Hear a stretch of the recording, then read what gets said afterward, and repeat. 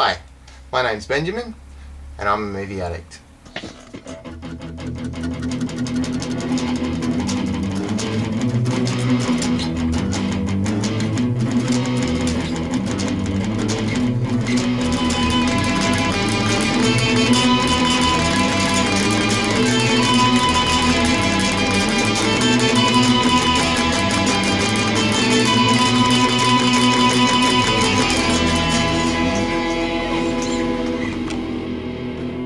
Week 6, Hanzo the Razor, Sword of Justice. I remember picking this one up at the video shop and going, sweet! Another film starring Shintaro Katsu, where he's got a sword in his hand. I was a big fan of the Zatoichi films that he was in, where he played a blind samurai, so I figured that Hanzo would be another fantastic character by this awesome, tough guy actor. It all starts off extremely 1970s, like 1970s funky music over the top. There's lots of split screen stuff going on. There's some really stylish stuff going on too, like we get to see Hanzo's head kind of bobbing like in a bit of a walk, and there's a map flashing past him kind of representing Hanzo walking through a bunch of provinces or whatever. The film begins with all these policemen taking an oath, and they have to write down the oath and then cut their thumb on a sword and put the print on this piece of paper, and it's really awesome the way they represent that. Rather than showing every person doing it, you just kind of see on the piece of paper each person's oath appear. Hanzo refuses to sign the oath because, that precinct is corrupt and they take bribes and all this kind of stuff, and Onishi is the leader, is Hanzo's boss, and Hanzo knows that something's going on with him and he's going to find out what it is, damn it. Hanzo has these guys working for him who are all criminals that Hanzo's kind of rescued from capture, and tried to rehabilitate them a bit by getting them to work for him. Early on in the film we get to see Hanzo capture one of these guys. He swinging his chain around and grabs the guy and takes his sai and kind of stabs him through the nose, and it makes him look dead. But then, he wakes up and Hanzo explains to him that, you can work for me instead of being imprisoned. These helper criminals help Hanzo in, his police investigations and internal investigations and that kind of thing. But they also help him in his crazy training.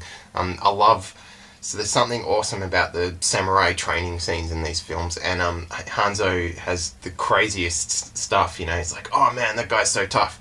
He's gets them to tie him up against this pole, and he kind of kneels down, is basically naked, and they put these big blocks of rock or cement or something on top of his legs to kind of like crush his legs, and the reason being that he doesn't want to succumb to torture if he's ever captured, so he kind of builds himself up to withstand crazy types of torture. So I'm loving this film, it's all great. And then 22 minutes in, Hanzo goes into his little bath sauna room, and I'm like, okay, and he starts pouring water onto his penis. I'm thinking, this is a bit odd. And then we see a wooden block with a huge penis kind of carved out of it so that he can stick his penis on it and hit it with a piece of wood.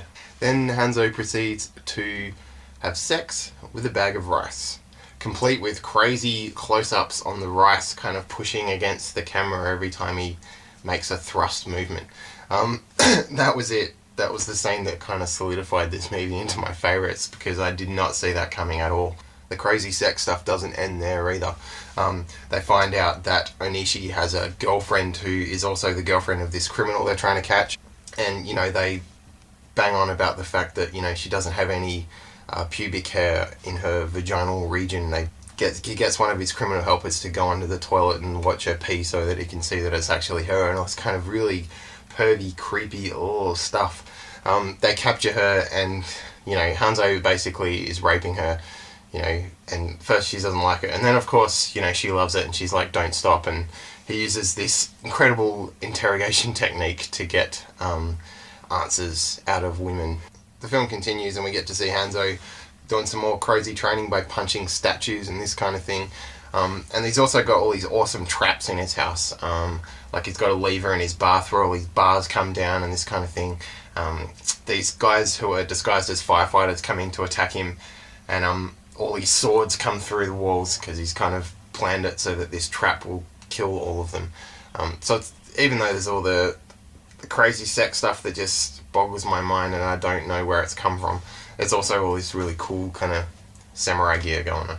The second part of the film kind of leads to a bit of royal intrigue in which Hanzo has to rape a woman in a bag. It's this crazy setup. They capture this woman and they stick her in this kind of net bag, and he's got all these helpers pulling this rope, and he lies underneath her, and they, you know, move her up and down and spin her around or whatever in this bag, and of course eventually she loves it.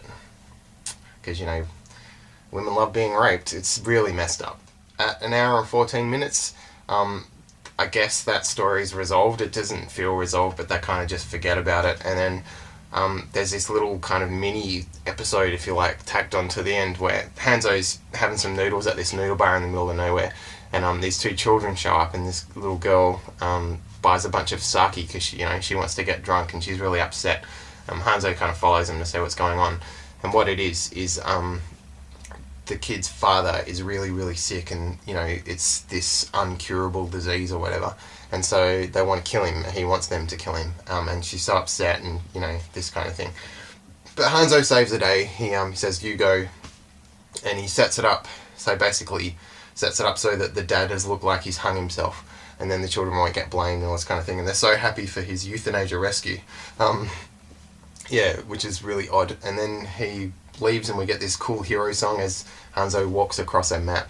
This is a really well-made film. It really is. Like, there's awesome shots, cool, kind of really stylish things going on. The 70s music, some sweet samurai stuff, and then there's also this crazy, warped, sexist, like, rape is okay thing going on as well. As long as you've got a huge penis in your Hanzo, that's fine. I don't really get it, but that's what makes it that much more appealing.